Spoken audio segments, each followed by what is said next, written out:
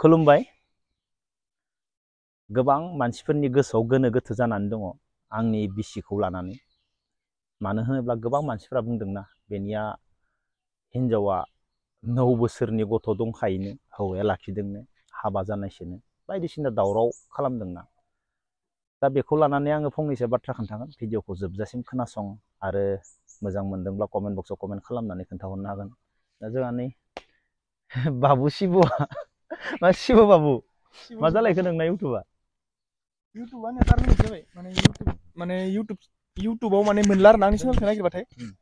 दाख्लैसो जादो माने रिमुभ इउटुबा पार्मानेन्टलि टार्मिनेट खालामना होदो माने मानि थाखाय टार्मिनेट खालामदो मिथिला जेबो बुङाखै रिजन बुङाखै आरो ना रिजन मेनसन खालामना होआखै नोंनि चेनेलखौ जेनेबा हमनानै ला नों इदि दिखायनायनि थाखाय नोंनि चेनेलखौ रिमुभ खालामनानै होबाय जेबो रिजन गैया जायखिजाया नोंनि चेनेलखौ डाइरेक्ट इउटुबनिफ्राय टार्मिनेट खालामनानै होबाय ओमफ्राय नों जुदि एपिल खालामनोब्लाथाय नों एपिल खालामनो हागोन बेफोरल' आरो ना जेबो गैया। 1 लाख साबस्क्राइबार जानायाबो गोमाबाय इबो हेक जाबाय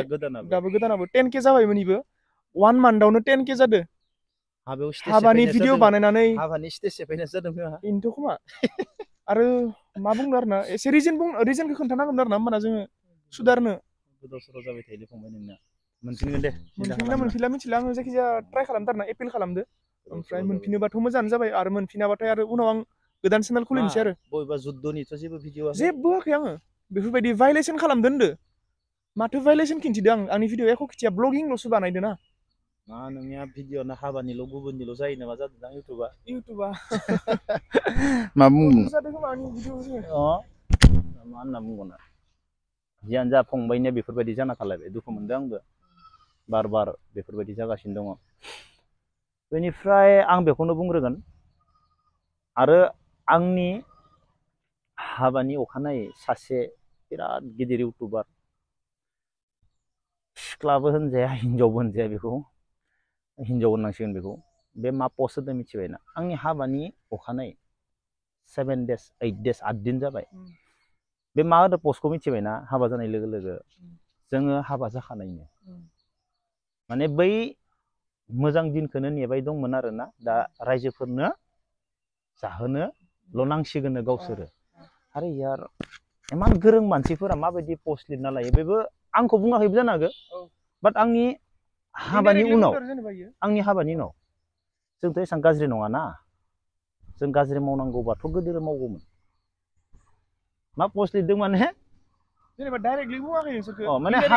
हाबानि उनावलाय बेखौलाय मानो पस्ट लिरदों बे जाम्बि नङा मा देलाय बेनिफ्राय बियो मानसिफोरखौ अयथासार रायजादों खोमा पस्टखौ डिलिट खालामदों गैया पस्टआ चेक खालामदों बाट नाथाय पस्ट होनाय लोगो लोगो गुबुना लाखियोना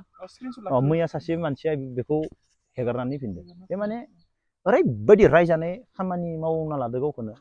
आरे सोरनिबा आंखौलाय मानो नेदो आंनि जुलि जानाय जे जोंथ' सोरखौबा जेबो बुंनो थाङाखैना मानसिनि जिबना 50 आरो 60ल' 50 आरो 60 बोसोरल' थांना थागोन जों इसेबां हिंसा सानाना जों दिनै जेसेबां हायो आं लाइमोन उन्दै उन्दै फंबाय बिनानावमोनखौ जुमाय लोंनायनिफ्राय लानानै फरायनायनिफ्राय लानानै बुजायनो थांनायाव जों गाज्रि मोनजागासिनो दङ आङो जों दिनैसिमबो रावखौबो डाइरेक्ट गाज्रि होनना थांखिना रायाखै जों बुजायगासिनोसो दङ नाथाय बे बुजायनायावनो मा जों गाज्रि मोनजागासिनो दं दिनै आंनि बिसियाबो फरायनायनि बागै मानसिफोरखौ बुजायबाय थागोन ना गोबां मानसिफोर दङ माने मा बार बार बुजायबाय थायोलै गोबां गाज्रि मोनगोन नाथाय दाख्लैनि दिनाव जोंनि बर' समाजावबो सोलोंथाइखौ एसेबां सनमान होदो आं जोबोर मोजां मोनदों नाथाय आंनि हिनजावनि जिथु सोलोंथाइनि बाथ्राखौ गोबां मानसिफोरानो कमेन्टआव भेलु होआमोनब्ला गाज्रिया गादबजोबगौमोन नाथाय जोंनि समाजावबो दिनैनि दिनाव गोरोंखौ सनमान होयो आरो गोरों मानसि मोजां बाथ्रा बुंनायखौ सनमान होयो नङाब्ला आं रोखा बुङो आंनि बिसिनि बाथ्रा बुंनायाव गादबजोबगौमोन माने नाथाय इडुकेसनखौ सापर्ट खालामनायनि थाखाय सापर्ट दङ बेनि थाखायसो चान्स मोनासै गादबनो हायासै आं बेखौ रोखा बुंखागोन बेनिफ्राय बे फेसबुकाव गाव पस्ट लिरना लानायाथ' बेथ' अथमूर्ख होनना बुंगोन आं बेखौ जाम्बि होनना बुंखागोन आङो मानो होनब्ला बे बिब्दि पस्ट लिरनानै लाया आंखौ लिराखैब्लाबो मानो होनब्ला आंनि समाव लिरा बे आंनि जुलि जानाय समाव मालाबाबो लिरा मानसिथ' धैर्य नांगोन ना माला समाव मा लिरनांगौ माला समाव मा बाथ्रा बुंनांगौ बेयाबा मा नांजानानै लिरना लादो दुनियाजों रायजानो थाखाय आं बेखौनो बुङो आरोना मानसिया 50 आरो 60 बोसोरल' जोरो दिनैनि दिनाव बेनि गेजेरावनो सोरबायाथ' ड्राग्स जानानै 16-17आवबो थैयो बेनि गेजेराव बेमार जानानै 30-25आवबो थैयो बेखिनि थांना थासान्दियाव मानसिखौ एसेबां हिंसा बाथ्रा बुंनांगौ होननानै आं साना आं मानसिखौ एसेबां हिंसा बाथ्राबो बुङा आं इउटुबनि गेजेरजों आं बुजायोसो बेनिफ्राय ओरैबायदि आंनि बिसिखौथ' गोबां मानसिफ्रानो आंजों जुलि जानायनि थाखायबो गाज्रि मोनदों बेखौ आं खोन्थानो हाला बेखौ आं मिथिगौ बा जों मिथिगौ बेनिफ्राय बांसावनो नागिरनायाथ' जों हाबा जायैनि आगोलनिफ्रायनो दावराव खालामनो नागिरगासिनो दं भाइरेल खालामनो मानो होनोब्ला जोंहानि न'खरनि मानसिया बुजियाब्लाथ' माने नांलाय खमलाय खालामगोन बेफोरबायदियाव दंमोन सासे इउटुबाराथ' हाबा जायैनि आगोलनिफ्रायनो उमुगनि बिसिया उमुग होननानै माने देखायखाबाय थादो बे जेबो पारमिसन गैयालासिनो बेनि मुद्दायाबो मा दावराव खालामना होनो नागिरनाय हा बेनिफ्राय हाबा जानाय लोगो लोगोथ' बुंबायानो जुलि जाखानाय सोरबायाथ' होनदो गथ'आनो 9 बोसोरनि दोङोनो माबायाव दङनो बेफोर मोनसेबो नङा दिनैसिम रावबो फेसबुकआव फैनानै रोखा बुंफैनो हायाखै बुंफै आं डाइरेक्ट बुंगासिनो दङ बुंफै नोंसोरो फेसबुकआव लिरनानै मानो बदनाम खालामनो नागिरदो आरो आंनि बिसिया ओंखारनानै बाथ्रा बुंनांगौब्ला गोबां आलादा जागोन नाथाय आंनि बिसिया स' बाथ्राबो बुङा आरो आंबो बुङा नाथाय जाय सानदो गाज्रियाव खोलैनो बदनाम खालामनो दावराव खालामनो माने गावसोरबो ओंखारबोनानै बुंफैनो हाया डाइरेक्ट ओंखारबोनो हाया गावसोरबो हाया मोखांखौ खिन्थिनो हाया गावसोरबो हाया आरे बुं मानो जोलोम जादो मानो जोलोम जादो मानो बुंनो हायाखै सासे गथ' फिसा स्टार्टिंआव दावराव खालामनो नागिरदोंमोन बेनिफ्राय ओरै बेनो फिदिंदों आरो माखासे मानसिखौ बेनो दावराव खालाम नाथाय ओंखारबोनो हायाखै दासिमबो ओंखारनानै बुं बदनाम खालामना दोनना मानसिखौ आं डाइरेक्ट बुंखायो आंनि बिसिया रावजोंबो जुलि जानाय नङा आरो गथ'बो गैया बेखौ ओरैबायदि बांसावदो मानो होनब्ला हाबा जायै आगोलनिफ्रायनो दावराव जाखाबाय दङ हाबा जायै आगोलनिफ्रायनो बिसोर माने सिं माने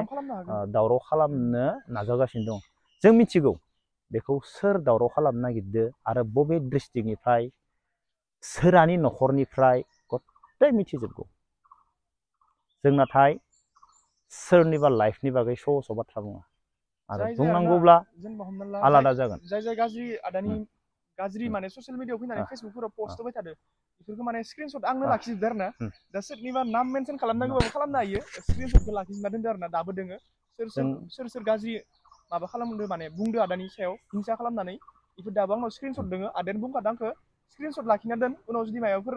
एक्सन लानो गोनां जायोबाथाय आं नोंनिफ्राय स्क्रिनशटखौ लानानै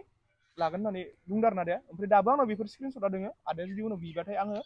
आदानो होनो हायो आरो ना बबे डिस्ट्रिक्टनिफ्राय बबे गामिनिफ्राय सोर दावराव खालामनो नागिरदोंमोन आरो बे मानसिजों साबेसे मानसिया सापर्ट दङ जों गासैबो मिथिजोबगौ नाथाय पाब्लिकनि सिगाङाव माने सासे गोरों मानसिया आंजों जुलि जानाय लोगो लोगो जोलोम जादों मेन बाथ्राया बेनो बेनिफ्राय दिनै बाजैजोंबो गोबां हिंसा जादों बे सैथो बाथ्रा दैखांबाय बेफोरबायदि मानसिजों मानो जुलि जानांगो बे टाइपनिबो जादों मानसिफोरा नोंदो बाजैखौ नोंदो जुलि जानायनिबो मानसिफोरा मेगन साखादो आरो नोंबो बाजैखौ मोननायनि थाखाय नोंखौ मेगन साखादो दा आं सानो गुबुन हारिनि मानसिफोराथ' गोरों मानसि मोनबा डाइरेक्ट फिसालानो बिखायो ओइ जोंहा बिब्दि दङ बिब्दि साख्रि मावनाय दङ लांगोन होनना बुङो ना जेनेबा बाजैखौ लांनाय लोगो लोगोनो इसोरनि इक'नमिया बारायो दा प्रफिट लस नायो आंजो फैयामोनब्ला बायसान्स गुबुन हारियाथ' मालाय धोनिबो नंगौ नामा लाना थांनायबा मा जागौमोन जोंनि लसबो जागोन बर' हारिया लस जागौमोन इमान डक्टरेट जानाय सासे सिख्ला आंनि मेगन सिगाङावनो बाजारफोराव थांनायाव बिसोरनि बोरायफोरा रायलायोथ' जोंहा बिदि मानसि दङ बिदि बुंनो नागिरो बिसोरो बिराद डेन्जार बिसोरनो जेबो नाया बिसोरनो गोरों मानसि नांगौ गोरों मानसि नांगौ बिसोरनि साननाय हनाया आलादाथार जोंनि समाजाव जा दावराव खालामनो नागिरदोंमोन दाबो हाया फैनानै बुंनो फैनानै बुं खोन्थाना हो सोरो बे हौवाया आरो बे गथ'आ सोरो देखायना हो बेनि उनाव जोङो इउटुबनि गेजेरजों फैगोन आरो जा बुंनांगौ जों होगोन नाथाय जोङो स्ट्रेट थायो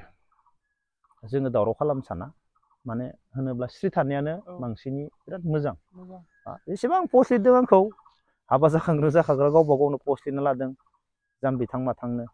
बहुत जोंनि आ मता मत खम से खम आंनियाव दाबो दोङो 33 सो दों आंनाव स्क्रिनशट माने आदानि उल्था माने बुंनाय बै पस्ट लिरनाय सासे इउटुबार बिराद गोदोर इउटुबार ना बेखौथ' लाजियो आङो सिख्लाखौ बुरबावगा हाबा जाखांग्रा मा पस्ट होदो इयो गावसा हाबा जाखानायनो माने गावसोरनि मोजां दिनखौ आंलाय नोंसोरखौलाय मा खालामनो आखिथिं खेबसे थां होनानैसो बेलथायलायनो लुबैयो बिदि मानसिफोरखौ माने आंखौ बुङाखैब्लाबो माने बेयाव जेबो गैया नालाय सानस'नो हाया मालानि समाव मा बुंनांगौ मालाबानि समाव मा लिरनांगौ बेखौ जेबो मिथिया नालाय बायदिसिना बाथ्रा बुंना लायो आरो गावबा गावनो बेनो आंनि बुंनांगौआ जय हिन्द